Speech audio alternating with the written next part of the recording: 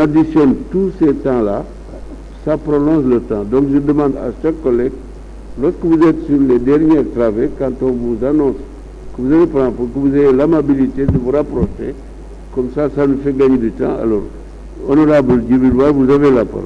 Merci, Monsieur le Président. La leçon est bien retenue. Monsieur le Président,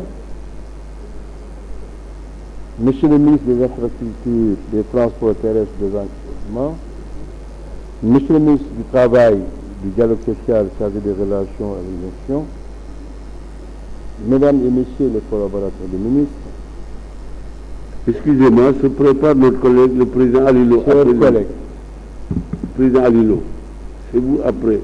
Monsieur le ministre, il m'a fait donner l'occasion de vous adresser nos félicitations pour votre victoire éclatante, une fois de plus, lors des élections locales.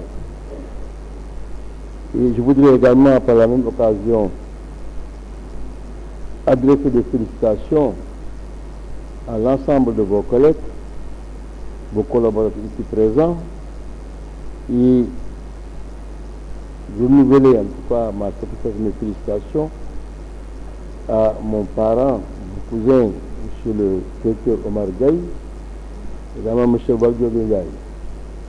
Mais je ne voudrais pas m'arrêter en ce bon chemin en ayant une pensée très aimable et respectueuse à l'endroit d'un de vos collaborateurs, peut-être très effacé, mais très efficace, je suis M. Paboissila, qui est au service de délivrance des cartes grises.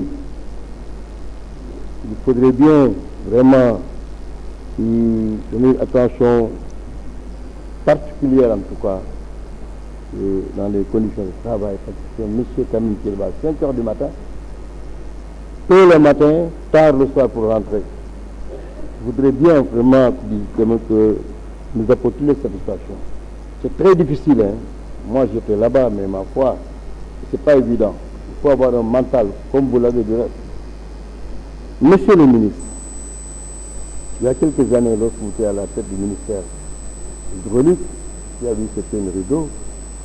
Nous avons eu l'occasion, au niveau de l'école du parti, de vous consacrer une session.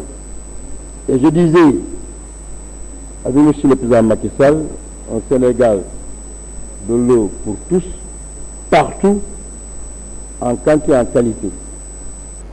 Voilà que quelques années plus tard, le président, à l'instar des populations, ayant bien apprécié le travail que vous avez fait avec vos collaborateurs, vous avez nommé à une nouvelle fonction le ministère en tout cas aussi stratégique important qui est le ministère des Transports.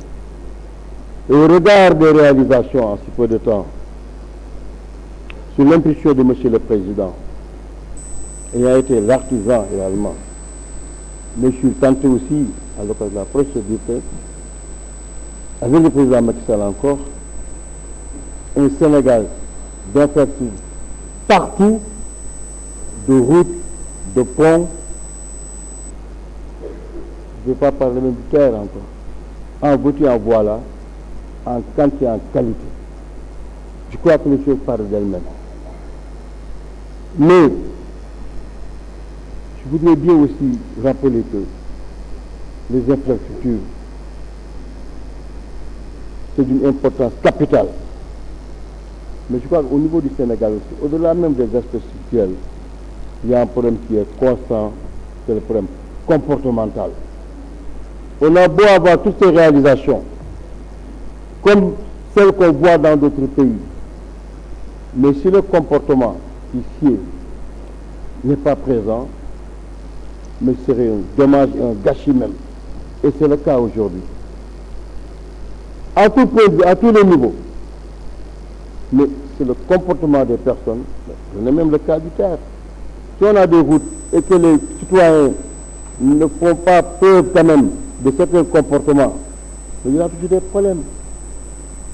Le Sénégalais, excusez du terme, ma foi, doit bien apprendre au niveau des autres pays. Que l'indiscipline totale. Moi, la dernière fois, c'est un charretier qui m'a approché. Je lui parle de me écoutez, où est-ce que vous appelez le code de la route? Il me parle de priorité à droite, n'importe quoi. Dans l'autoroute, vous en voyez, etc. Vous prenez l'autoroute à péage. Donc moi, je crois que monsieur le ministre, félicitations, mais le comportement, il faudrait des sanctions